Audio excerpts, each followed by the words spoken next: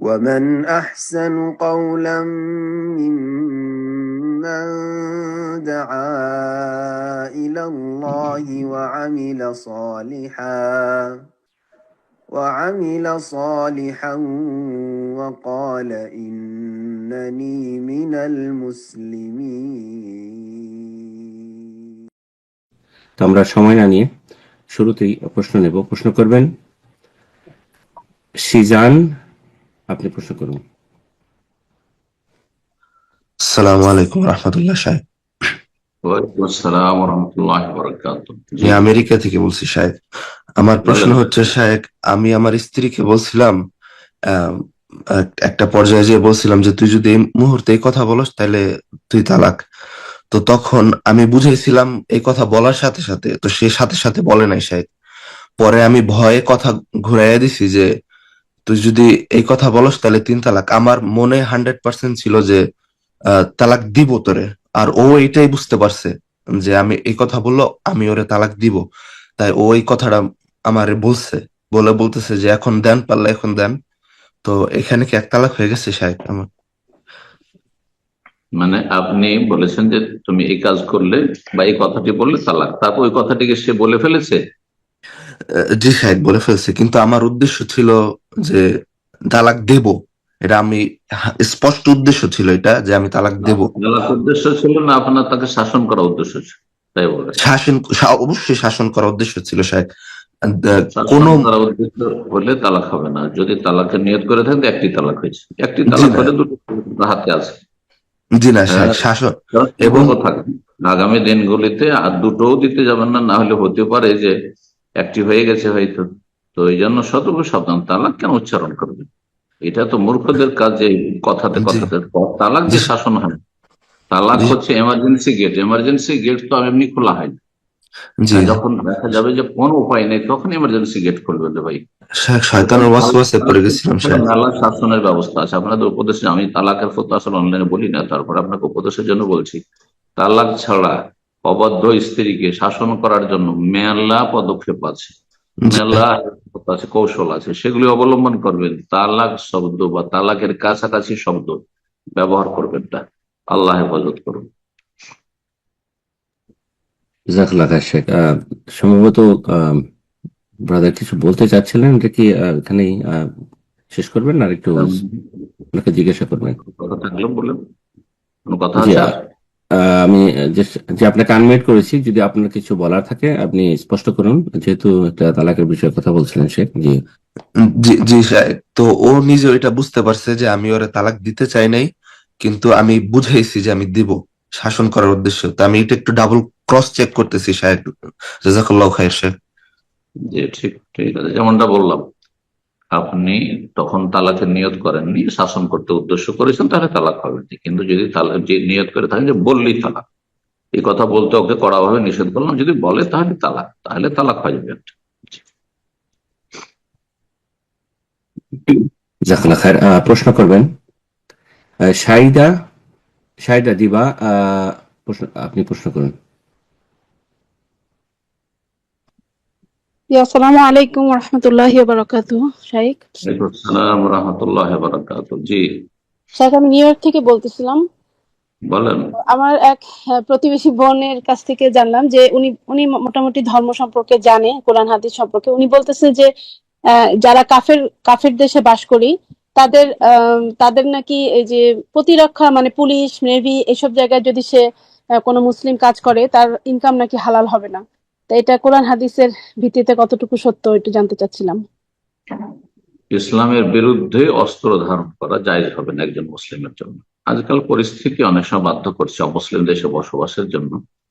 আপনি বসবাস করেন না, সেই দেশের সুরক্ষার জন্য আপনি করেন, সেটা ভিন্ন বিষয়। কিন্তু ইসলাম বা ইসলামের বিরুদ্ধে আপনি আপনি কোন কাজ করবেন, সেটা হারাম, সেটা ঈমান ভঙ্গকারী বিষয় হবে।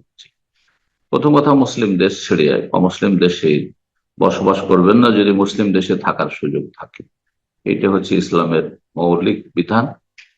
আর যারা নিরুপায়ী, সেই দেশেই জন্ম হয়েছে, সেই দেশে ইসলাম গ্রহণ করেছে, যাবে কোথায়? আজকাল রাস্তা খুব সংকুচিত। এই সমস্ত মাসাইলগুলি বলা হয়েছে। এক কথায়, আপনি কোন বাতিলের সাথে সহযোগিতা জায়েজ নয়। ইসলাম হক, আর বাকি হচ্ছে বিভ্রান্তি। সুতরাং কোন বিভ্রান্তদের সাথে থেকে আপনি হকের বিরুদ্ধে আপনি কোন কাজ করবেন, এটা কখনো জায়েজ নয়। জি, আল্লাহ হেফাজত করে।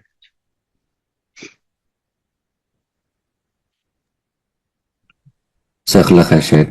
শেখ, এই ব্যাপারে একটি প্রশ্নটা একটু স্পষ্ট করার জন্য আমি জিজ্ঞাসা করতে চাচ্ছিলাম যে যারা এখানে অনেকে সিকিউরিটি জব করে থাকে বা পুলিশে জব করেন, মূলত তারা যে কাজগুলো করে থাকেন, যে সিকিউরিটি আলাদা জিনিস। সিকিউরিটি প্লাস পুলিশের জবগুলো, তারা সিকিউরিটি কাজ আলাদা, ট্রাফিক কাজ আলাদা।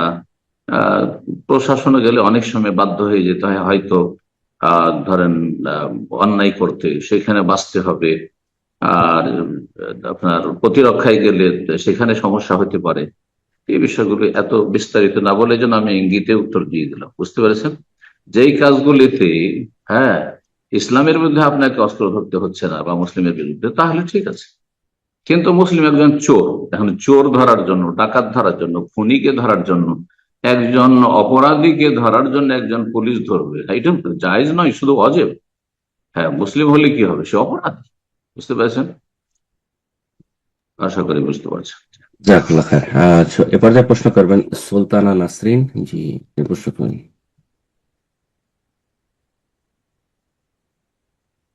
সুলতানা নাসরিন, আপনার ফোনটা আনমিউট করে নিন, প্রশ্ন করুন।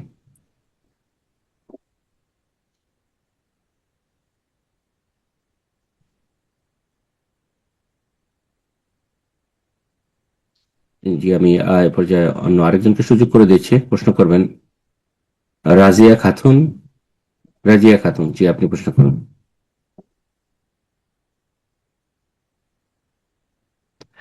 রেজিয়া খাতুন, ফোনটা আনমিউট করে নিন, প্রশ্ন করুন।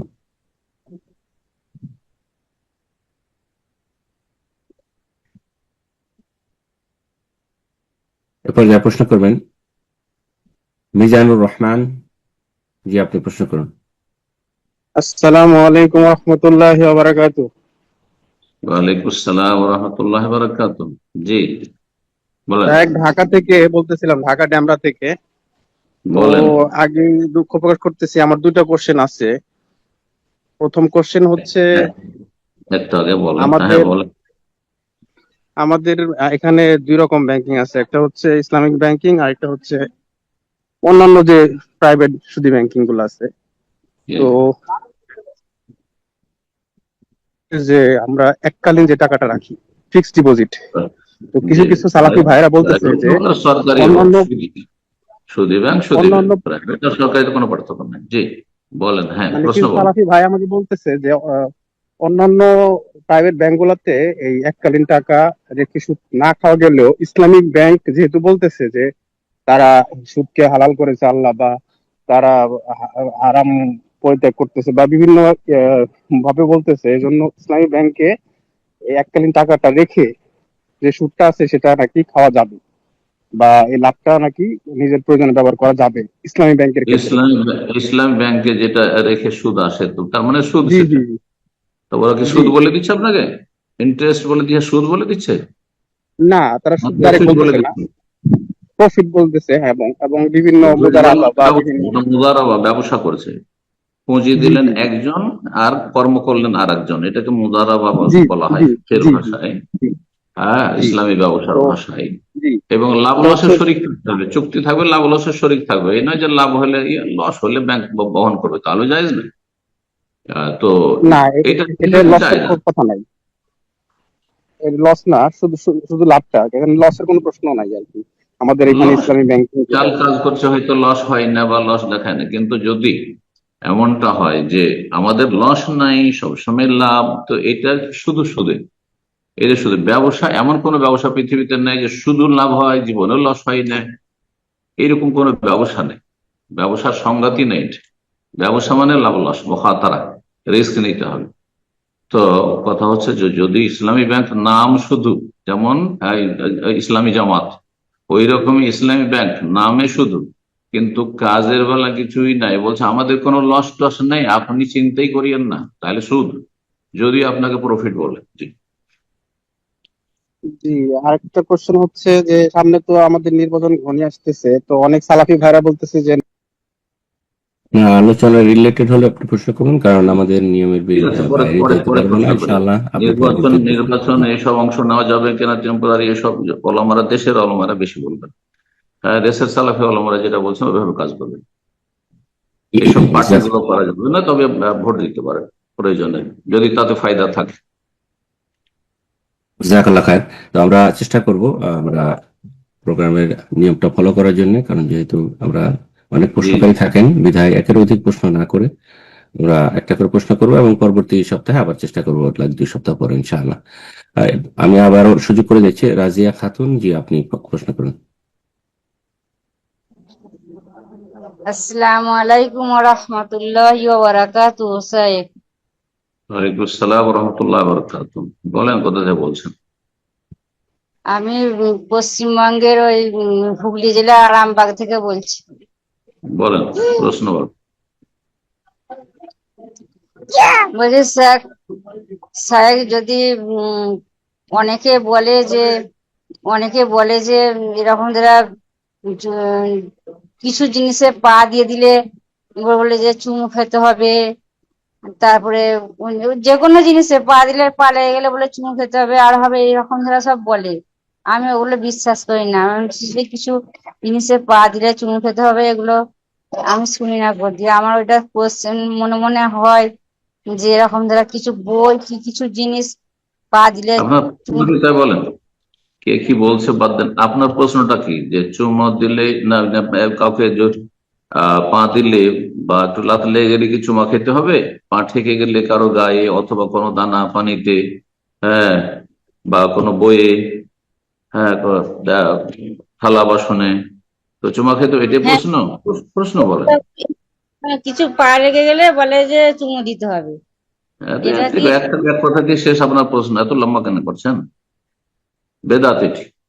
কোনো কিছুতে পা লেগে গেলে চুমা দিতে হবে, এটা কেউ ধারণা রাখে তো বেদাতি বিশ্বাস, কোনো দলিল প্রমাণ নেই, কাজটি বেদাত। হ্যাঁ, যদি মানুষকে অনিচ্ছাকৃত ধরেন পা লেগেছে মানুষের গায়ে, তাহলে বলেন যে ক্ষমা করবেন, সরি, দুঃখিত, ব্যাস, যথেষ্ট। হ্যাঁ, মনে কিছু নেবেন না, ইত্যাদি, যেগুলো দিয়ে ক্ষমা চাওয়া হয়। কিন্তু সে তার গায়ে হাত দিতে হবে আর চুমা নিতে করতে হবে, কপালে ঠেকাইতে হবে, সব বেদাতি। জাজাকাল্লাহ খায়ের। এরপর যা প্রশ্ন করবেন সুলতানা নাসরিন। আসসালামু আলাইকুম ওয়া রাহমাতুল্লাহি ওয়া বারাকাতুহু। ওয়ালাইকুম আসসালাম রহমতুল্লাহ বরকাত। জি, বলেন। আমার আমার একটা প্রশ্ন হচ্ছে যে এই আশুরা সম্পর্কে। জি, আশুরার যে মানে আশুরার রোজা আমি দেখতে পাচ্ছি যে কিছু কিছু মানুষ 10টা রোজাই রাখছে। তো এখানে কি আমরা 10টা রোজাই করব নাকি 2টা রোজা করব? আর আশুরার যদি একটু ব্যাকগ্রাউন্ড আমাদেরকে জানাতেন, সঠিক ইতিহাস যেটা। আশুরার আশুরার সিয়াম 10টি রাখবেন না, নবী সাল্লাল্লাহু আলাইহি ওয়াসাল্লাম সাহাবারা 10টি রাখেন। জি, এগুলো দেখেন, যারা এত বেশি বাড়াবাড়ি করে নফল কাজ করছেন তাদের অনেক ফরজ গায়েব হয়ে আছে। আমি জানছি ওসব লোকদেরকে, সব ভাই বোনদেরকে, নতুন নতুন হেদায়েত হয়েছেন খুব আবেগী হয়ে, এখনো মেয়েরা হারামে জড়িত। কিন্তু নফলের ক্ষেত্রে জিকির আজকারে রাত্রে ঘুমাবে তখন সূরা সেজদা ছাড়বে না, সূরা মুলুক ছাড়বে না, এই সমস্ত জিকির।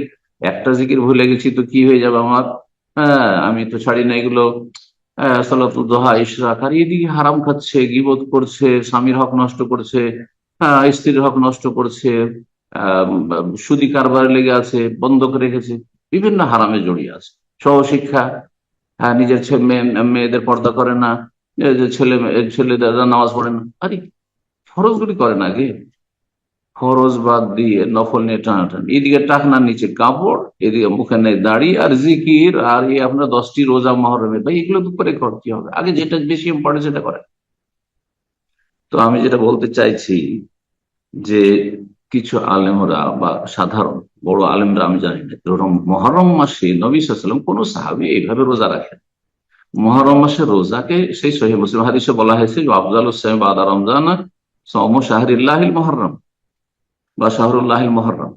রমজানের পরে সবচেয়ে উত্তম রোজা হচ্ছে আল্লাহর মাস যে মহরম, সেই মাসের রোজা।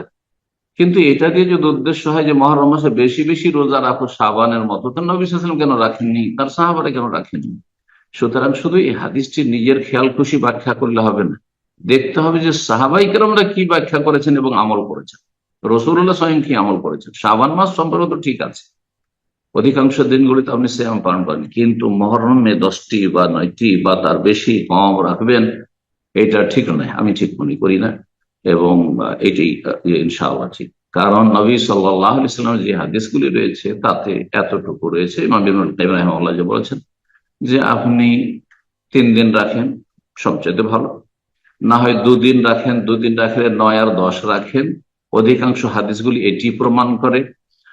আর যদি তাও না পারেন তাহলে পারলে একটি রোজা রাখেন, কমপক্ষে একটি রাখেন, তাহলে আশুরা, আশুরা মানে শুধু 10 তারিখের রোজা, ওতেই গত 1 বছর গুনাহ মাফ হয়। তারপরে আপনি 9 তারিখ আরেকটা রাখলেন, তাহলে আরেকটা নফল রোজা, সুন্নত নফল রোজা, আপনি সুন্নত রোজার ফজিলত পেয়ে গেলেন, অনেক ফজিলত একটি রোজা। আর যদি 3টি রাখেন তো 3 রোজার ফজিলত পেলেন, একটা দিয়ে 1 বছর গুনাহ মাফ হইলো, সাগীরা গুনাহ, আর বাকি দুটো রোজা আরো আপনার অতিরিক্ত ফজিলতের হইল। আপনি এই 3টির কোন একটি আমল করেন, 3টি রাখেন, না হলে 2টি রাখেন, 2টি রাখলে 9-10 উত্তম, 10-11 চাইতে। আর যদি যাদের মেহনতের কাজ রয়েছে, কষ্ট রয়েছে, অথবা শরীর অত সাথ দিচ্ছে না, কষ্ট হয়ে যায়, অসুবিধা হয়ে যায়, পানির প্রয়োজন রয়েছে ইত্যাদি ইত্যাদি, যে কোনো কারণ হোক না কেন, যদি পারেন তো একটা রাখেন, সেটা রাখতেও যদি কষ্ট হয় কোনো গুনাহ না। সারা জীবন কেউ যদি আশুরা রোজা না রাখে কোনো গুনাহ না। যাদের কিডনির সমস্যা আছে, যাদের বিভিন্ন রকমের সুগারের সমস্যা আছে, রোজা রাখলে মানে শারীরিক সুস্থতা ব্যাহত হয় অথবা ক্ষতি হয়ে যায়, ক্ষতির আশঙ্কা রয়েছে, তাদের বলবো আপনি রোজা রাখেন না, রোজা রাখেন না এই নফল রোজাগুলি। রমজান মাসের রোজাগুলি রাখতে হবে, সেই ক্ষেত্রে তো আল্লাহ ছাড় দিয়েছেন স্থায়ী রোগীকে, যে তোমরা ফিদিয়ে দিতে পারো, যে আল্লাহ তৌফিক দান করেন। আর যে বিষয়টি বললেন যে এর ব্যাকগ্রাউন্ডটা, আশুরা রোজার সম্পর্ক মূসা এবং ফেরাউন। মূসা আলাইহিস সালাম কে আল্লাহ রাব্বুল আলামিন তার কওম মুমিনদেরকে, বনি ইসরায়েলদেরকে নিয়ে আল্লাহ সেই দিনে বিজয় দান করেছিলেন, তো সেটি ইসলামের বিজয় দিবস। আর আল্লাহর দুশমন ফেরাউন এবং ফেরাউনের জালেম সেনাবাহিনী তার অনুসারীদেরকে আল্লাহ ডুবিয়ে ধ্বংস করেছিল। এই ঘটনাকে কেন্দ্র করে ইহুদিরা মদিনাতে রোজা রাখছিল। নবী সাল্লাল্লাহু আলাইহি ওয়াসাল্লাম বললেন যে তোমাদের সম্পর্ক মুসার সাথে হচ্ছে মিথ্যার সম্পর্ক। হ্যাঁ, শুধু নামটা ব্যবহার করো মুসা আলাইহিস সালাম, কিন্তু মুসা আলাইহিস সালামের আদর্শ তৌহিদের সাথে, তার ইসলামের সাথে কোনো সম্পর্ক নেই। আর আমরাও নাহনু আহাক্কু বিমূসা মিনকুম, আর আমরা হচ্ছে সত্যিকার মুসা আলাইহিস সালামের অনুসারী। যে আম্বিয়া রাসূলগণের দিনের মৌলিক বিষয় তৌহিদ, তারা তৌহিদকে রক্ষা করেনি, তারা ধর্মকে, দিনকে রক্ষা করেনি, তারা তাওরাতকে বিকৃত করেছে। সুতরাং রাসূলুল্লাহ নিজে রোজা রাখলেন এবং সাহাবায়ে কেরামকে রোজা রাখতে বললেন। এর সম্পর্ক কারবালার ঘটনার সাথে কোনো সম্পর্ক নেই। কেউ যদি মনে করে যে আমি আশুরা রোজা রাখছি, হোসেন রাদিয়াল্লাহু এদিন শহীদ হয়েছে, তাহলে সে বেদাত, রোজা রেখেও সে বেদাত। 17 সালের, কারণ বাঙালিরা অনেকেই জানেন না, মনে করেন যে আমরা আশুরাতে কেন রোজা রাখছি, হোসেন রাদিয়াল্লাহু শহীদ হয়েছিল, তো যেদিন নবী সাল্লাল্লাহু আলাইহি ওয়াসাল্লাম ইন্তেকাল করে সেদিন রোজা রাখবেন নাকি? হোসেন রাদিয়াল্লাহু তাআলা বাবা আলী রাদিয়াল্লাহু তাআলা যেদিন শহীদ হয়েছিলেন জঙ্গি খারেজির হাতে, তো সেদিন রোজা রাখবেন নাকি? না, কারো জন্ম মৃত্যুতে রোজা নেই। বারাকাল্লাহু ফিক। আমিন। প্রশ্ন করবেন তৌফিক হাওলাদার। জি, আপনি প্রশ্ন করুন। আসসালামু আলাইকুম সাহেব। আসসালাম ওয়া রাহমাতুল্লাহি ওয়া বারাকাতুহু। জি দক্ষিণ 24 পরগনা থেকে বলছি। বলেন। আমি একজন জেনারেল শিক্ষিত, তো আমি কোরআনুল মাজিদকে সহি শুদ্ধভাবে পড়ার চেষ্টা করছি, তো দোয়া করবেন। আল্লাহ তৌফিক আমার দিক। ভালো উস্তাদের কাছে যার উচ্চারণ ঠিক আছে, যার উচ্চারণ ঠিক আছে, ফাউন্ডেশনটা মজবুত হতে হবে, শিখবেন। আপনার ভিত থেকেই শুদ্ধ উচ্চারণ শিখতে হবে। আর যদি ভুল উচ্চারণে মুখস্থ করে নেন, পরে সংশোধন করা কঠিন হয়ে যাবে। তো এই পরামর্শটি খেয়াল রেখে যারা ভালো তেলাওয়াত করে, ভালো তেলাওয়াত মানে সুর নয়, ভালো তেলাওয়াত মানে মাখরাজ বুঝে, অক্ষরগুলি কোথা থেকে কোনটা বেরোয়, আর কোনখানে কতটা টান দিতে হবে ইত্যাদি, যাতে অর্থ পাল্টে না যায়, তো তার কাছে শিখলে অল্প সময় ইনশাআল্লাহ শুদ্ধ করে নিতে পারবেন। কোরআনের আক্ষরিক জ্ঞানের চাইতে গুরুত্বপূর্ণ হচ্ছে কোরআনের অর্থ বোঝা, তাফসীর বোঝা। সুতরাং সেটা ভুলে যাবেন না, কারণ আল্লাহ কোরআন নাজেল করেছেন শুধু তেলাওয়াতের জন্য না, তার আগে আমল করার জন্য, বাস্তবায়নের জন্য। কোরআন হচ্ছে মানব জীবনের কোর্স, তার উপর আমল করতে। আল্লাহ জিজ্ঞাসা করবেন কোরআনের উপর আমল করেছিলে কিনা, কোরআন কতটা তেলাওয়াত করেছিলে এটা জিজ্ঞাসা হবে না। তবে কোরআন তেলাওয়াতও ইবাদত।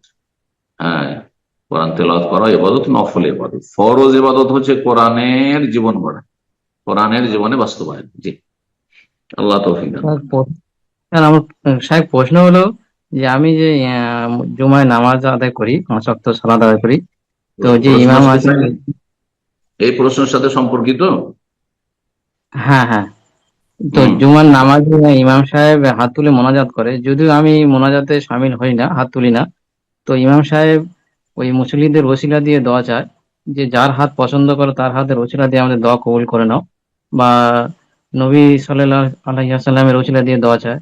তো ইমাম সাহেব পিছনে কি ইমাম সাহেবের দোয়া পিছনে করবেন, কি নামাজ পড়েন। সালাত আদায় করবে? ওসিলা ওসিলা এইসব মানুষের ব্যক্তির ওসিলা হারাম, কিন্তু বড় শিরক নয়, বিদাতি। তার পিছনে যদি বিকল্প না থাকে তাহলে নামাজ পড়বেন। জি। আর অন্য কোনো মসজিদ যদি না থাকে, এমন ইমাম পড়ায় যেখানে যে সহি আকীদা রাখে, তাহলে জুমা পড়বেন, কিন্তু তার মোনাজাত, বেদাতি মোনাজাতে শরীক হবেন না।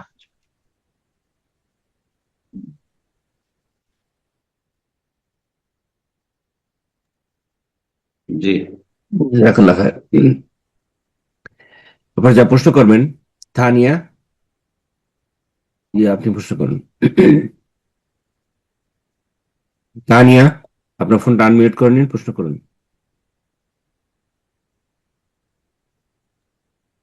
আসসালামু আলাইকুম ওয়া রাহমাতুল্লাহি ওয়া বারাকাতুহু। ওয়ালাইকুম আসসালাম ওয়া রাহমাতুল্লাহি ওয়া বারাকাতুহু। জি বলেন। শেখ, আমি বাংলাদেশ থেকে বলছি, মুন্সিগঞ্জ জেলা বলেন। থেকে। আমি যখন নামাজের দ্বারাই আমার যখন আত্মাহিয়াত করি, মানে মাঝে মাঝে মনে হয় যে আমি ওই আত্মাহিয়াত আর কি দুরূদটা পড়ি নাই, অন্য দোয়া পড়ছি, কিন্তু আবারও দুরূদে ফিরে আসি।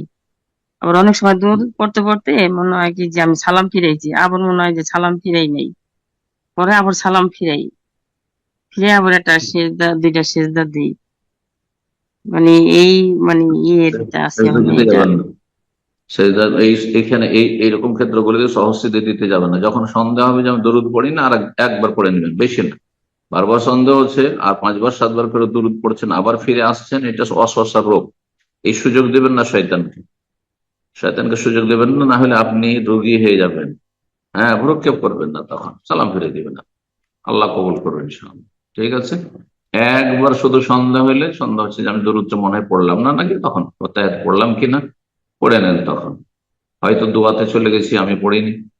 কিন্তু যখন দেখবেন যে বারবার সন্দেহ হচ্ছে, তখন আর সেদিকে তওয়াক্কা করবেন না, কোনো ভ্রুক্ষেপ করবেন না, এবং আপনি আপনার গতিতে চলতে থাকবেন। জি। প্রশ্ন করবেন হুমায়ুন কবির, জি আপনি প্রশ্ন করুন, হুমায়ুন কবির। আসসালামু আলাইকুম ওয়া রাহমাতুল্লাহি ওয়া বারাকাতুহু। আসসালামু আলাইকুম ওয়া রাহমাতুল্লাহি ওয়া বারাকাতুহু। জি, জি শেখ, আমি বাংলাদেশ কিশোরগঞ্জ থেকে বলছি। জি বলেন। শেখ, আমার প্রশ্নটা হচ্ছে একটু ফ্যামিলি রিলেটেড। মানে আমি আগে হানাফি মাযহাবে ছিলাম, হুম। তারপর হচ্ছে 2022 সালের দিকে আমি সহিহ আকীদায় আসি, কিন্তু আমার আম্মু হচ্ছে পীরের মুরিদ, তারপরে আমার আব্বা দোকানে বিড়ি সিগারেট বেচে, টিভি চালায়, এরকম আর কি। তো অনেক চেষ্টা করি তাদেরকে বোঝাই, কিন্তু কাজ প্রশ্ন, হয় না। আপনার প্রশ্ন প্রশ্নটা বলেন। হচ্ছে এখন আমি তাদের জন্য মানে কি করব? আমি অনেক চেষ্টা করতেছি, নামাজ পড়ে দোয়া করি, তারপরে অনেক সময় আব্বু আম্মু রাগ করে। এখন আমি কি করব বুঝতে পারতেছি না। দুটো কাজ আর করবেন, এর আগে একবারই বলেছি, বলবেন না। দুটো কাজ করবেন, দোয়া এবং দাওয়া। দোয়া করবেন আল্লাহর কাছে, এটা আপনার একটা চেষ্টা যে আল্লাহ তুমি আমার আব্বা আম্মাকে হেদায়েত করে দাও। আমাকে যেমন হেদায়েত করেছো, আল্লাহ আমার আব্বা আম্মা আমার কাছে তাদের হেদায়েতটা আমার মতোই প্রিয়, যে তারা যেন আমার সাথে জান্নাতি হয়, তৌহিদ নিয়ে, সুন্নাহ নিয়ে যেন মরতে পারে, শিরক বিদআত মুক্ত হয়ে। আল্লাহ তুমি তাদেরকে হেদায়েত করে দাও। আমার আব্বা হারাম খাচ্ছে, হারাম ব্যবসা করছে, বিড়ি সিগারেট, আল্লাহ তাকে হারাম মুক্ত হওয়ার তৌফিক দাও। দোয়া করেন, দোয়ার প্রচেষ্টা। আর দাওয়া মানে ভালো ভাষায় দাওয়াত দেন। বাপ মায়ের উপর চাপ সৃষ্টি করা যায় না, স্ত্রীর উপর চাপ সৃষ্টি করা যায়, ছেলে মেয়ের উপর চাপ সৃষ্টি করা যায়, হ্যাঁ, ফোর্স করা আর বৈধতা রয়েছে বা হুকুম রয়েছে, কিন্তু বাপ মার উপরে জোর জবরদস্তি করা যাবে না। যে বাবাকে বলবেন বা মাকে বলবেন যে তুমি পীর না ছাড়লে তোমাকে খেতে দেবো না, এটা বলা যায় নাই। হ্যাঁ, আমার বাড়িতে থাকতে দেবো না, একসাথে থাকবেন না, না, এসব করা যাবে না। ভালো আচরণে কথা বলতে হবে। হ্যাঁ, আহ আল্লাহ রাব্বুল আলামিন কাওলান কারীমা বলেছেন। হ্যাঁ, তাদের সাথে কথা বলবেন, সম্মানজনক কথা বলবেন, তাদের সম্মানের খেয়াল রেখে। যদিও তারা বিদাত করে, যদিও হারাম খাচ্ছে, তারপর তো জন্মদাতা বাপ মা, তাদের এহসান, তাদের হক আল্লাহর পরে রয়েছে। তারা তাদের আমল নিয়ে তাদের রবের কাছে যাবে। আম্বিয়া রসুলগণের অনেকের বাবা হেদায়েত হয়নি, অনেকের স্ত্রী হেদায়েত হয়নি, অনেকের ছেলে হেদায়েত হয়নি, অনেকের চাচা হেদায়েত হয়নি। এগুলো আমাদের জন্য শিক্ষণীয় বিষয়। সুতরাং আমার আপনার সাথেও সেটা হইতে পারে, সবাই হেদায়েত হবে না, কিন্তু আপনার এই দুটো মেহনত থাকতে হবে, দোয়া এবং দাওয়াত। এক কথায় পার, আপনি সারা জীবন ভালো ভাষায় বলতে থাকবেন বাবাকে মাকে, এবং আলেম ওলামাদের কথাগুলি শোনাতে থাকবেন এই বিষয়ের সাথে সম্পর্কিত যে রোগগুলি তাদের মধ্যে রয়েছে। আর আপনি নিজেও যতটা ভালোভাবে শোনাতে পারেন, যখন দেখবেন রেগে যাচ্ছে তখনকার মতো আপনি নীরব হয়ে ছেড়ে দেবেন, আবার পরে কোনো সময় 2-4 ঘন্টা পরে, 2-4 দিন পরে আবার বলবেন। এইভাবে আপনার কাজ চালিয়ে যাবেন আর রবের কাছে দোয়া করতে থাকবেন। জি, আল্লাহ হেদায়েত দান করুন। আমিন, জাযাকাল্লাহ খায়ের। হুমায়ুন কবির, আপনি কিছু বলতে চাচ্ছিলেন? শুধু বলবো, যদি আপনার এই আলোচনা রিলেটেড বা যে প্রশ্ন করছেন এই রিলেটেড কোনো কিছু বোঝার অস্পষ্টতা থাকে, তাহলে আপনি ফোনটা আনমিউট করে প্রশ্ন করুন। জি জি স্যার, মানে আমার আমার নানিও মানে পীরের মুরিদ ছিল আর কি, ওনাকে অনেক বুঝাইছি কিন্তু ওই অবস্থায় উনি মারা গেছে। উনি আমাদেরকে অনেক আদর করতেন। আফজাইল মা কাদ্দাম, আপনার এখন যেটা প্রয়োজন সেটা জিজ্ঞেস করেন। যে চলে গেছে তার আমল নিয়ে চলে গেছে, যা করেছে পেয়ে গেছে, সোজা কথা। জাযাকাল্লাহ খায়ের। আপনার প্রশ্ন কি তাই বলেন? জি, সেটা ওটা হয়ে গেছে। মূলত আপনার যেটা উত্তর হয়ে গেছে, উনি ভিন্ন বিষয় বলছিলেন। তো ইনশাআল্লাহ আমরা পরবর্তী আরেকজনকে সুযোগ করে দিই। প্রশ্ন করবেন মুর্শিদা, বাংলাদেশ থেকে। জি, আপনি প্রশ্ন করবেন। এখানে আরেকটি কথা জানা ভালো, আমার মনে হয় ওনার সংশয় যে নানি যে মারা গেছে পীরের মুরিদ হয়ে, তার জন্য দোয়া করতে পারবো কিনা। যদি দেখা যায় সে মাজারে বিশ্বাসী ছিল, যে পীর দিতে পারে, হ্যাঁ, এই মাজারে যারা শুয়ে আছে মারা গেছে তাদেরকে মনে করে যে মারা গেছে, তারা দিতে পারে, তাহলে বড় শিরক করে মারা গেছে, তাহলে তাদের জন্য দোয়া করা যায় না। আর যদি শ্যামপুর শুধু পীরের মুরিদ হইতো, কিসের জন্য, যে ওরা ভালো রাস্তা দেখায়, এই বিভ্রান্তি রয়েছে, তাহলে এটি বিদআত। হ্যাঁ, বড় শিরক নাই, সুতরাং দোয়া করা যাবে, দোয়া করা যাবে তাদের মাগফিরাতের জন্য। জাযাকাল্লাহ খায়ের। বলেন, জি, প্রশ্ন করবেন মুর্শিদা। জি, প্রশ্ন করুন। আসসালামু আলাইকুম শাইখ। ওয়ালাইকুম আসসালাম ওয়া রাহমাতুল্লাহ। জি, শাইখ, আমার প্রশ্ন হলো, হাজবেন্ড মারা যাওয়ার পর সূরা ফুরকানের যে ৭৪ নং আয়াতটা আছে, সেটা কি আমার সন্তানদের জন্য আমি পড়তে পারবো? রব্বানা হাব লানা মিন আযওয়াজিনা কুররাতা আ'ইউন ওয়াজআলনা লিল মুত্তাকিনা ইমামা, এটাই তাই না? মানে সেখানে আপনার সংশয় হচ্ছে যে আমি তো সন্তান চাইলাম চক্ষু শীতলকারী, কিন্তু স্বামী কেমন করে চাইবো, কারণ আমি তো বিধবা হয়ে গেছি, আর অন্য স্বামী গ্রহণ করবো না, এটা বলতে চাইছেন। অসুবিধা নেই, আমি দোয়া করবো। দোয়াতে আপনি কাটছাট করে পড়তে পারবেন না, কোরআনী দোয়া কাটছাট করা যায় না। কোরআনী দোয়াকে আপনি ছাঁটাই করে দিবেন, আজওয়াজানা বলবো না, রব্বানা হাব লানা মিন যুররিয়াতানা কেন বলবেন? এটা জায়েজ না। কথা বোঝা গেছে? দোয়া এভাবে করবেন। আর তারপরে আপনার বিবাহের ইচ্ছা থাকে, বিবাহের সময় থাকে, বয়স থাকে, বিবাহ করতে পারেন, জায়েজ, বরং ভালো, বেশি ভালো। আর বিধবা কেউ যদি বিয়ে না করে তো সেটিও জায়েজ, কিন্তু শর্ত হচ্ছে গুনাহ থেকে বেঁচে থাকতে হবে, ফিতনা থেকে বেঁচে থাকতে হবে। বারাকাল্লাহ ফিক। প্রশ্ন করবেন আবিদুর রহমান। জি, আবিদুর রহমান, জি, আপনি প্রশ্ন করুন। আসসালামু আলাইকুম ওয়া রাহমাতুল্লাহ। ওয়ালাইকুম আসসালাম ওয়া রাহমাতুল্লাহি ওয়া বারাকাতুহু। জি, বলেন। আমি পশ্চিম বাংলা উত্তর দিনাজপুর জেলা থেকে বলছিলাম শেখ। বলেন। ভালো আছেন? জি জি, আলহামদুলিল্লাহ। বলেন প্রশ্ন।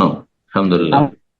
আমার প্রশ্ন হচ্ছে যে আমাদের গ্রামে মসজিদের মধ্যে আর কি শুক্রবার দিনে জুম্মার মধ্যে ছাগল দেয়, মুরগি দেয়, জি। কিন্তু কি নিয়তে দিচ্ছে ওটাও কিন্তু বলে না, খালি দেয় যে আমরা জুম্মাতে দিচ্ছি। হুম, তারপরে ওগুলো ডাক হয়, ডাক হওয়ার পরে যে যার মতো ডাকে নিয়ে যায় বাড়িতে, নিয়ে গিয়ে কেউ হুম, বাড়িতে পুষে, হুম। কেউ বিক্রি করে দেয়, কেউ আবার কেটে খেয়ে নেয়। এটার বিষয়ে জানতে চাচ্ছিলাম স্যার। জায়েজ কিনা, কাজটি জায়েজ কিনা নাকি? হ্যাঁ, ওটা আসলে আপনার প্রশ্ন হওয়া উচিত যে মসজিদ ওয়ালা টাকাটা কি করে, এই যে বিক্রি করলো অকশনে, হ্যাঁ, তো বিক্রি করার পরে টাকাটা কি করে, মসজিদে লাগাই না ওই সর্দার মডেল খেয়ে নেই, গ্রামের লোক খেয়ে নেই, কি করে? ওবায়দুর রহমান, মসজিদ আপনার ফোনটা আনমিউট করে নিন। জি, জি, সেটা মসজিদের আপনার যেগুলো টাকা হয় বিক্রি হয় আর কি, ওইগুলো টাকা দিয়ে ওই যে মসজিদে মক্তব চলে, ওই শিক্ষকের বেতন দেওয়া হয় কিংবা লাইনের বিল এসব দেওয়া হয় আর কি। যদি কোনো ব্যক্তি মসজিদে জুমার দিনে কোনো কিছু দান সাদকা নিয়ে আসে আর সেটা স্পষ্ট না করে যে কিসের জন্য দিচ্ছে, তাহলে আসল হচ্ছে যে সেটা মসজিদকে দেওয়া হয়েছে, সেটা মসজিদের উন্নতি কল্পে দেওয়া হয়েছে, অথবা মসজিদের সাথে মক্তব চলছে তার জন্য দেওয়া হয়েছে। সুতরাং মসজিদ কর্তৃপক্ষ সেটা মসজিদে লাগাতে পারে অথবা মসজিদের মক্তবে লাগাতে পারে, তারা নিজেরা খেতে পারবে না, নিজেরা খেতে পারবে না। কিন্তু অনেক সময় আমাদের দেশে আমরা ছোটকালে দেখেছি বাতাসা নিয়ে আসতো, হ্যাঁ, পেড়া নিয়ে আসতো। আজকাল মানুষের পয়সা বেশি হয়েছে, আরো কিছু আসতে পারে। এসব খাবার দাবার যদি নিয়ে আসে তো ওগুলো মসজিদের মুসল্লিদের মুখ মিষ্টি করার জন্য, তাহলে মসজিদের মুসল্লিরা খেতে পারবে। কিন্তু ছাগল নিয়ে আসবে, মুরগি নিয়ে আসবে, অথবা কোনো ধান চাল নিয়ে আসবে আর সেটা মসজিদের মুসল্লিরা খাবে জবাই করে, এটা জায়েজ নয়। এটা মশলা জেনে রাখতে হবে, এটা মসজিদকে দেওয়া হচ্ছে। অথবা যে দিচ্ছে তাকে জিজ্ঞাসা করেন যে এটা কিসের উদ্দেশ্যে দিচ্ছে, মসজিদের জন্য দিচ্ছেন না মক্তবের জন্য দিচ্ছেন, এই বিষয়টা ক্লিয়ার করে নিলে আরো ভালো। তো যেটা বলবে দানকারী নিয়ত অনুযায়ী কাজ করতে হবে। আর যদি বলে যে এটা দিয়ে দিলাম আমার মসজিদে মুসল্লিদেরকে, যে খাসিটা দিলাম আপনারা জবাই করে সবাই খেয়ে নেন, অথবা মাদ্রাসার ছাত্ররা আছে ওরাকে খাওয়িয়ে দেন, তো জায়েজ আছে, সেটাও জায়েজ আছে যদি ক্লিয়ার করে দেয় সেটা। আর ক্লিয়ার যদি না করা হয় যেমনটা বললেন, তাহলে আসল হচ্ছে সেটা মসজিদকে সে দান করছে, মসজিদে নিয়ে এসেছে, মসজিদে দান করছে। আল্লাহ তাআলা আ'লাম। এইভাবে বিক্রি করা জায়েজ, কে কত দিতে পারবে বায়ুমাই ইয়াজিদ হাদিসে রয়েছে, জায়েজ আছে, নবী সাল্লাল্লাহু আলাইহি ওয়াসাল্লাম করেছেন, সাহাবারা করেছেন, জায়েজ আছে। বারাকাল্লাহ ফিক। আমিন। প্রশ্ন করবেন আলী, আপনি প্রশ্ন করুন।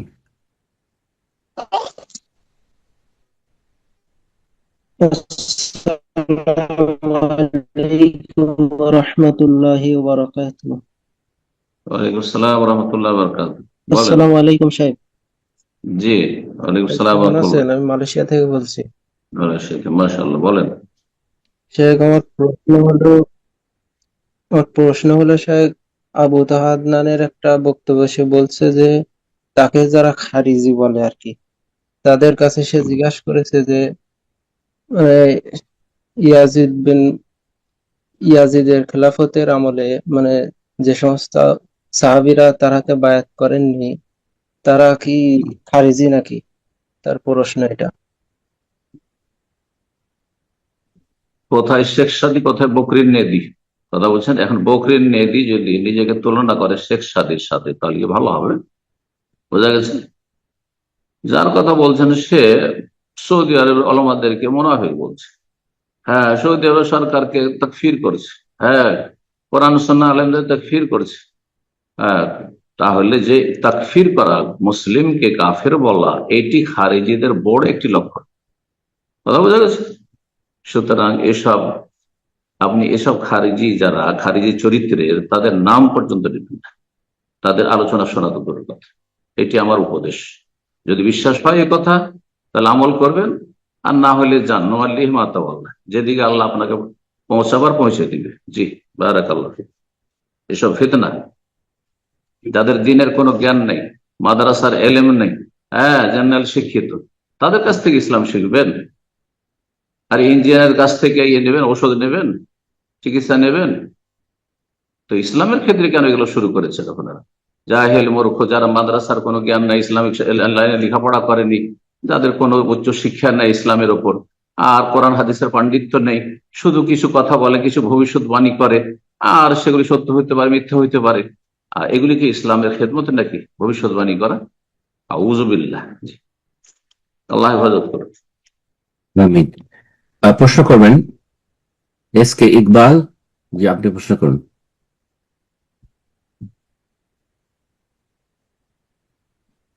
এস কে ইকবাল, ফোনটা আনমিউট করে নিন, প্রশ্ন করুন।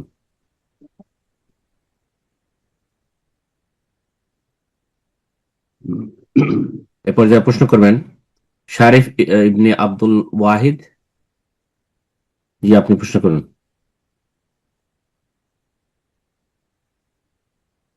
শারিফ ইবনে আব্দুল ওয়াহিদ, ফোনটা আনমিউট করে নিন, প্রশ্ন করুন।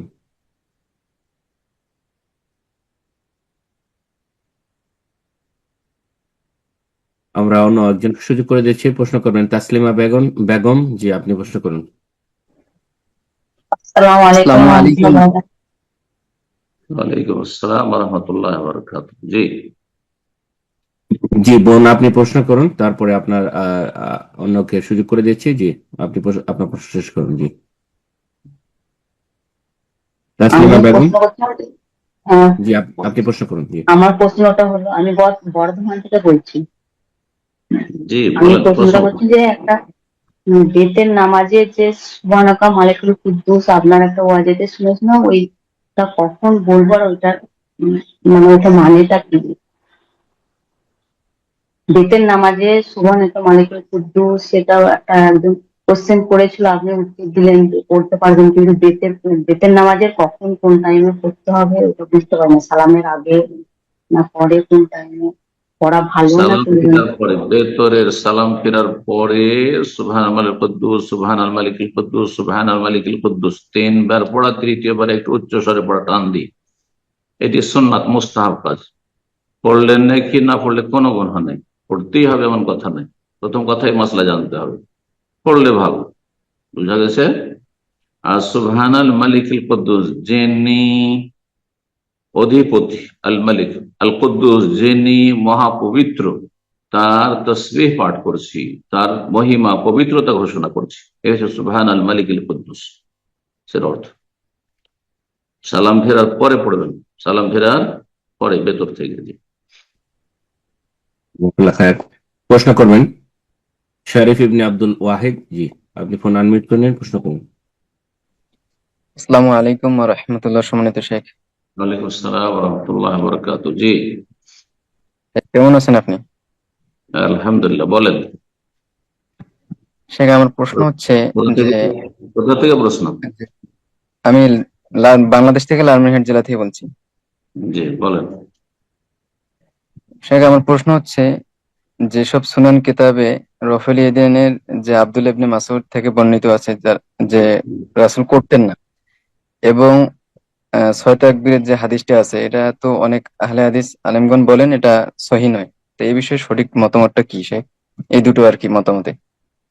আবু দাউদের হাদিস বা সুনান হাদিস যে রয়েছে, ইমাম আবু দাউদ নিজেই বলছেন হাদিসটি বলার পর, উল্লেখ করার পরে সনদের সাথে, যে ইবনে মাসউদের রফেদাইন সম্পর্কে, যে লাম ইয়ারফা ইল্লা মাররা ওয়াহিদ আও ইল্লা ওয়াহিদা আও কামা ক্বালা সাল্লাল্লাহু আলাইহি ওয়াসাল্লাম বা ক্বালা রাদিয়াল্লাহু আনহু। তো তারপরে হচ্ছে ওয়ালাম ইয়াসিহ, হাদিসটি সহিহ না, এই হাদিসটি যঈফ। তারপর যদি ধরে নেন, তাহলে কখনো একবার আমলটা করেছেন, কিন্তু সারা জীবনের আমল আব্দুল্লাহ বিন উমর, অন্যান্য অধিকাংশ অনেক সাহাবায়ে কেরাম বর্ণনা করেছেন যে রাফায়েদান করেছেন যখন তাকবীরে তাহরিমা, তখন রুকুতে গেছেন, তখন রুকু থেকে উঠে এবং 2 রাকাত পড়ে যে তাশাহুদ পড়ে উঠেছেন, ওয়াইদা কামা মিনা রাকাতাইন রাফাহুমা কাযালিক।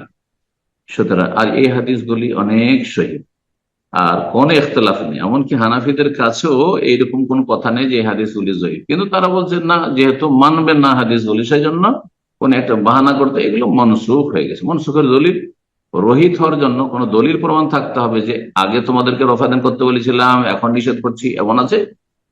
সুতরাং মনসুখের দাবি এটি বাতিল আমি বলছি না, আল্লামা শাহ ইমাম মুহাদ্দিস দেহলভী শাহ ওলিউল্লাহ মুহাদ্দিস দেহলভী রাহিমাহুল্লাহ বলছেন।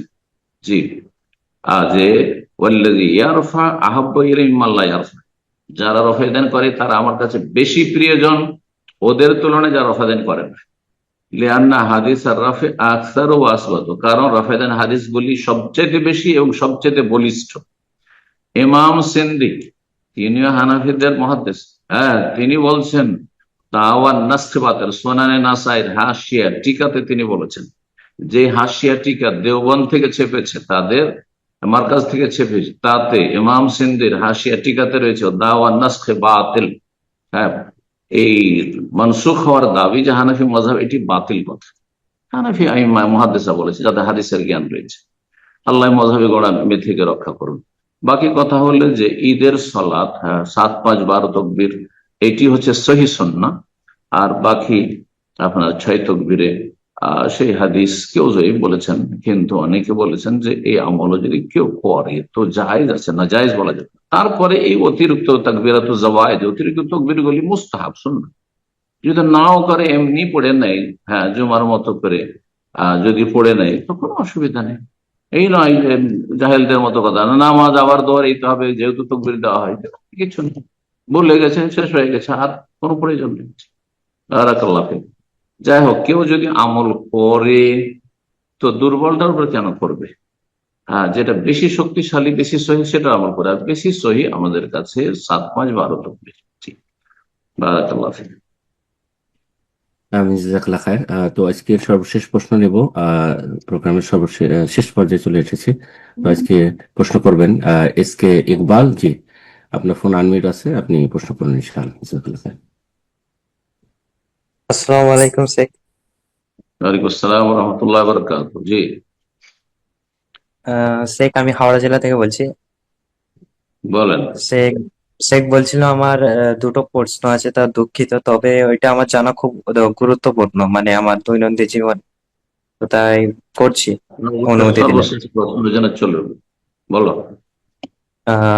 বলছিলাম শেখ, মানে আমি ছোটবেলা থেকে হানাফি মানে পরিবার বা বেদাতপন্থী থেকে তো জন্মগ্রহণ করেছি, তো আপনার মানে আলোচনা শুনে আমি অনেক আকীদা শুদ্ধ করেছি। তো এখন পরিবেশে অনেক সমাজ আছে, যেমন আমার বন্ধুরা আছে অনেক বেদাত, নামাজ পড়ে না, তো আমার মানে পাশে শিরিক করে মাজার পূজারি, তারপরে তাজিয়া করে, আর নামাজ পড়তে গেলে সেখানে বেদাতে ভর্তি। আমি রফেদান করলে অনেক বাধা সৃষ্টি করেছিল, আর বন্ধুদের সাথে এমনি ওঠা বসা করলে যারা নামাজি আছে তারাও বেদাত করে। তো এই সমাজে মানে আমি চলতে গেলে অনেক অসুবিধায় পড়ি, তো এর জন্য আমার কি করণীয় হতে পারে, তো সে করলে উপকারী হতো। করণীয় যে তাদেরকে দাওয়াত দিতে হবে, সেই সমাজে থাকলে ভালোভাবে, ভালো ভাষায়।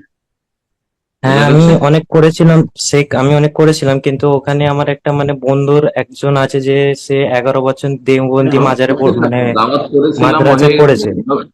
নবী রাসূল ব্রাদার, একজন দাওয়াত দিয়ে ছেড়ে দিয়েছে। আমরা দাওয়াত প্রশ্ন উত্তর মাঝখানে কথা বলবো ইনশাআল্লাহ। জি, হ্যাঁ, আরেকবার প্রশ্নের শেষ। জি।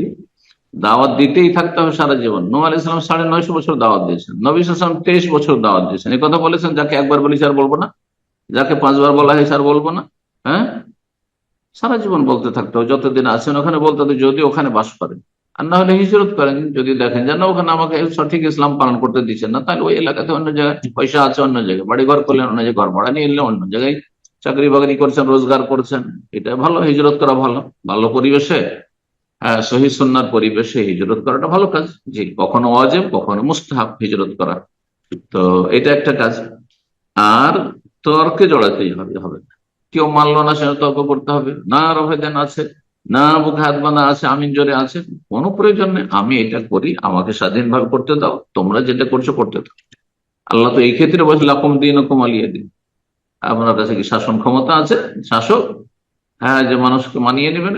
না, মোটেই না। নিজের কথা কার উপর চাপিয়ে দিতে হবে না। আমি এই জন্য বলি বেদাতপন্থীদেরকে যে তোমাদের ধর্ম তোমরা করো, তোমাদেরটা আমাদের চাপিয়ে দিতে আসিও না। আর আমাদেরকে আমাদেরটা করতে দাও, আমাদের ভাইদেরকে আমাদেরটা করতে দাও, বোনদেরকে করতে দাও, আমাদের ওপর তোমরা চাপিয়ে দিতে আসিও না। যদি আমাদেরটা ঠিক মনে হয় তাহলে নাও, আর না হলে নিও না। নিতে বলছি না, জরুরি নয়। তুমি নেবে না, তুমি রবের সাথে তোমার ফয়সালা হবে। কিন্তু আমার ওপরে চাপ সৃষ্টি করে আমাকে তোমার তরিকার অনুসারী বানাবে, এটা এই অধিকার নেই। যেখানে অমুসলিমদের ধর্মীয় স্বাধীনতা আছে মুসলিম দেশে, যে কোনো ধর্মাবলম্বী তার ধর্ম পালনের স্বাধীনতা দিয়েছে আল্লাহ রাব্বুল আলামিন, লা ইকরাহা ফিদ-দীনের জবরদস্তি নেই। তো বিভিন্ন যে উম্মতে ফিরকা হয়েছে, সব স্বাধীনতা আছে, স্বাধীনভাবে করছে। তাদেরকে দাওয়াত দিতে থাকবো, চাপ সৃষ্টি করার কোনো বিষয় নেই, দাওয়াত দিতে থাকবো। তারা যদি ভুল কথা, ভুল মেসেজ জাতিকে দিতে পারে, আমরা যেটাকে সহি মনে সেই মেসেজ দিতে পারবো না? অবশ্যই পারবো। এইভাবে নমনীয় হয়ে ভালো ভাষায় নিজের কথাগুলি পেশ করে দিবে, নিজের আমল করবে। তারপরে যদি সুন্নত কোথাও না পালন করতে দেয়, রফেদান করতে না দিতে, সুন্নতি ছুটলো, অসুবিধা কি? নেকি তো পাওয়া যাবে। বুকে হাত বাঁধতে না দেয়, 3টি সুন্নতে শুধু বেদাতীদের গায়ের জ্বালানো আমাদের ক্ষেত্রে, বুকে হাত বাঁধায়, আমিন জোরে বলে, আর রফাদানি করে। এই 3টা সুন্নত যদি না পারেন, বাদও দিয়ে দেন, তবু নেকি পেয়ে যাবেন। ভালো করে শুনে রাখেন। যার ফলে এই সুন্নত গুলো নিয়ে এত বাড়াবাড়ি করার দরকার নেই। না পালন করে প্রতিকূল পরিবেশে বেদাতি সমাজে আপনি এই সুন্নতের নেকি পেতে থাকবেন। কথাটি ভালো করে শুনে রাখেন। আর তারপরে এই ক্ষেত্রে যারা বাড়াবাড়ি করে কথাবার্তা বলে, তাদের কথা বিভ্রান্ত হবে। সুন্নতের জন্য দরকার হলে আপনি একবারে লড়াই করে দেন, মারামারি করেন, না না, মোটেই হারাম, এগুলো ফিতনা। আপনি আপনার কাজ করেন ভালোভাবে, করতে পারছেন না হিজরত করেন অন্য জায়গায় করার জন্য, আর না হিজরত না করতে পারছেন ওখানেই থাকেন, এগুলোকে স্থগিত রাখেন, যখন পারবেন তখন করিয়েন। জি, ইমাম ওলিউল্লাহ মুহাদ্দিস দেহলভী দিল্লির মসজিদে ফতেপুরীর, হ্যাঁ, রাজকীয় মসজিদের ইমাম ছিলেন মোগল আমলে, জীবনে তিনি রফেদান করতে পারেননি, কিন্তু রফেদান তার কিতাবে লিখে গেছে। এত গোড়ামি ছিল মযহাবে করে আরব উপমহাদেশে এই মোগলের যুগে, যে সেই যুগে রফেদান করলে জীবনে বেঁচে থাকতে দিত না বড় বড় আলেমদেরকে। আপনি কোথায়? বড় বড় আলেমদেরকে ভারতে বেঁচে থাকার অধিকার ছিল রফেদান করলে, আজকে থেকে 400-500 বছর আগে। জি, আল্লাহ হেফাজত করুন এসব গোড়ামি থেকে। তো আলহামদুলিল্লাহ, অনেক নিয়ামতে এখন বর্তমান যুগে কোরআন সুন্নাহর অনুসারীরা, আল্লাহ আরো ভালো অবস্থা তৈরি করে দেন এবং কোরআন সুন্নাহর আরো চর্চা করার, দাওয়াত দেওয়ার তৌফিক দান করেন, আর বিভ্রান্তদেরকে আল্লাহ হেদায়েত দান করেন। জি, আর সে মানে বলছিলাম যে আমার তো সব বন্ধুরা সব বেনামাজি, তো আমি কখনো মানে ওদের সাথে ঘুরতে যেতে পারবো কিনা? আহ অধিকাংশই সম্পর্ক সব বেনামাজি। বন্ধু, এই যে প্রথম কথা, বন্ধু বেনামাজি বন্ধু হইতে পারে না আমার। হতেই পারে না। তুমি যদি ধার্মিক হও তাহলে বিগত বন্ধু ছিল বলতে হবে, আমার বন্ধু নয়। তো সে এখন তো আল্লাহ, পুরো সমাজই সব আল্লাহর নাফরমানি মানে নামাজ পড়ে না, সে তাকে বন্ধু বানানো জায়েজ নয়, হারাম। নিজের মায়ের পেটের ভাই হইল, তাকে অন্তর থেকে ভালোবাসা হারাম। জি, একমাত্র প্রাকৃতিক ভালোবাসা ছাড়া, ন্যাচারাল প্রাকৃতিক ভালোবাসা, যে রক্তের সম্পর্ক আছে সেই জন্য একটা মায়া আছে, কিন্তু অন্তর থেকে ভালোবাসা আমার বেনামাজি ভাইকে, এটা জায়েজ না। জি, বেনামাজি স্বামীকে আমি অন্তর থেকে ভালোবাসা, এটা জায়েজ না, ওটাই জায়েজ না, হারাম। আল্লাহর দুশমন, আল্লাহর দুশমনকে ভালোবাসা কখনো জায়েজ না অন্তর থেকে। কিন্তু দুশ্মনী প্রকাশ করতে হবে, এটাও জরুরি নয়। আবার এটা নয় যে দুশ্মনী বই প্রকাশ ঘটাইতে হবে। এমনি চলছি, সাধারণ কিছু সীমিত কথাবার্তা তাদের সাথে বলা বলি করি, ব্যাস। কিন্তু তাদের সাথে আন্তরিকতা, তাদের সাথে খাওয়া দাওয়া ধুমধাম, আর নামাজের সময় আমি নামাজ পড়তে চলে গেলাম, তারা এক ওয়াক্ত নামাজ পড়লো না, তার আমার বন্ধু, এটা হারাম, এটা জায়েজ না। এটা আল্লাহ ওয়ালা ওয়াল বারা, মিত্রতা আর বৈরিতা ইসলামের একটি মৌলিক আকীদার বিষয়। আল্লাহ সব বুঝার এবং আমল করার তৌফিক দান করে। বন্ধু ছিল এক সময়, এখন নেই। এখন নামাজি বন্ধু বানাইতে হবে, এখন আল্লাহ ভীরু বন্ধু বানাইতে হবে, এখন সহিহ সুন্নাহ কোরআন সুন্নাহর অনুসারী বন্ধু বানাইতে হবে। আল্লাহ তৌফিক দান করে। বারাকাল্লাহ ফিক। আমি জি উস্তাদ, জি মনে হয় এখানে শেষ করা যাক। তবে এতটুকু যে হয়তো ব্রাদারের যেটা জানার ছিল, যে হয়তো পূর্বের বন্ধু যাদের আজ ছিল, এখন তাদের সাথে তার কি ব্যবহার হবে, বা সে এই ক্ষেত্রে তাদের সাথে এই তো তার আচরণটা কেমন হবে? দেখা সাক্ষাৎ হলে সালাম দেওয়া, সালাম দিলে সালাম নেবে, প্রয়োজনে তাদের অনিষ্ট থেকে বাঁচার জন্য বেনামাজি হলে সালাম দেবে। যদিও বেনামাজিকে সালাম দেওয়া আসল হচ্ছে দেওয়া যাবে না, কিন্তু সম্পর্ক খারাপ হইতে পারে, শত্রুতা বাড়তে পারে, তো অনিষ্ট থেকে রক্ষার জন্য সালাম দেওয়া, বেনামাজি পাড়া প্রতিবেশী, আর অনিষ্ট থেকে রক্ষার জন্য এটা। আর হেদায়েতের নিয়তে, আসসালামু আলাইকুম, মানে আল্লাহ তোমাকে হেদায়েত করে। হ্যাঁ, ওর জান্নাতে শান্তি চাইবে, আখেরাতে শান্তি কি করে চাবে এই অবস্থায়, যতক্ষণ হেদায়েত না হবে। তো কথা হচ্ছে যে এই হেকমতের জন্য বলছি। তো কখনো কখনো কাবিরা গুনাহকারী কেউ যদি গুনার অবস্থায় না থাকে, জামাত চলছে আর মসজিদের সামনে বসে আছে, সালাম দেওয়া যায়, কিন্তু অন্য সময়গুলিতে পাড়া প্রতিবেশীর লোক সালাম না দিলে শত্রুতা বাড়বে। এইখানে ওই অবস্থা, আপনার প্রতিবেশী অধিকাংশ বেনামাজি, সালাম না দিলে শত্রুতা আরো বেড়ে যাবে, হ্যাঁ, ক্ষতি করবে। যে কোনো জায়গায়, যে কোনো জায়গায় নামাজির বেনামাজির পাল, বেনামাজি আর বেনামাজি সব জায়গায়, আল্লাহ হেফাজত। তো কথা হচ্ছে যে তাদের সাথে সম্পর্ক সংকুচিত করতে হবে, গুছিয়ে নিয়ে আসতে হবে। কেমন আছো, ভালো আছো, ব্যাস, মাস।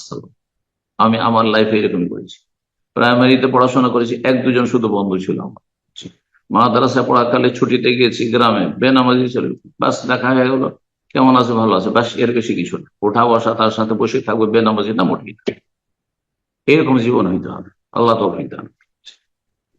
আমি জাজাকাল্লাহ খায়ের শেখ। তো ইনশাআল্লাহ ব্যবসা বাণিজ্য, যেকোনো হ্যাঁ দুনিয়া আছে, ব্যবসা বাণিজ্য আছে, যতক্ষণ ওর সাথে কেনা বেচা আছে, বেনামাজির সাথে কেনা বেচা করা যায়, হ্যাঁ তো ঠিক আছে, কিন্তু এমনি এমনি বসে গল্প করবে বেনামাজির সাথে কেন? মোটে বসে থাকবো না। জি, বারাকাল্লাহ ফিক। জি উস্তাদ জি, শেষ করা যাক আজকে ইনশাআল্লাহ। দোয়া করে শেষ করে জাযাকুমুল্লাহ দেন। খাইর। বারাকাল্লাহ ফিক। বেনামাজি সম্পর্কে কিছু তিক্ত কথা, শক্ত কথা বললাম, কিন্তু এটা হচ্ছে ইসলাম। এবং বন্ধুত্ব আর মিত্রতা, ভালোবাসা আর ভালো না বাসা, এর মাপকাঠি আছে শরীয়তে। আপনি সবাইকে ভালোবাসবেন, এটা জায়েজ না মোটেই। আপনার নামাজি ভাইকেও যেমন ভালোবাসেন, বেনামাজি ভাইকেও এরকম ভালোবাসেন, এটা জায়েজ না, গুনাহ। এগুলো গুনাহ থেকে নিজে বাঁচাইতে হবে। এই নফল রোজা আর নফল নামাজ আর নফল আমল, নফল জিকিরের আগে এগুলো গুরুত্বপূর্ণ। জি, আল্লাহ যেন বুঝার তৌফিক দান করেন এবং ভালো মানুষদেরকে ভালোবাসার তৌফিক দান করেন, খারাপ মানুষকে ঘৃণা করার তৌফিক দান করেন অন্তর থেকে, এবং তাদের অনিষ্ট থেকে রক্ষা করেন, তাদেরকে হেদায়েত দান করেন। তাদের হিতাকাঙ্ক্ষী আমরা, তাদের দরদি আমরা, চাই না যে তারা জাহান্নামে যাক এই অবস্থা।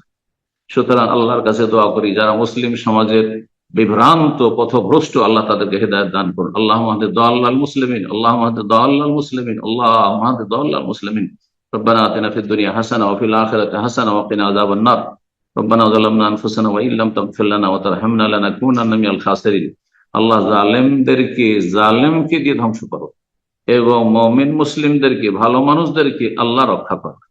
ربنا تقبل منا إنك أنت السميع العليم وتب علينا إنك أنت التواب الرحيم سبحان ربك رب العزة عما يصفون وسلام على المرسلين والحمد لله رب العالمين।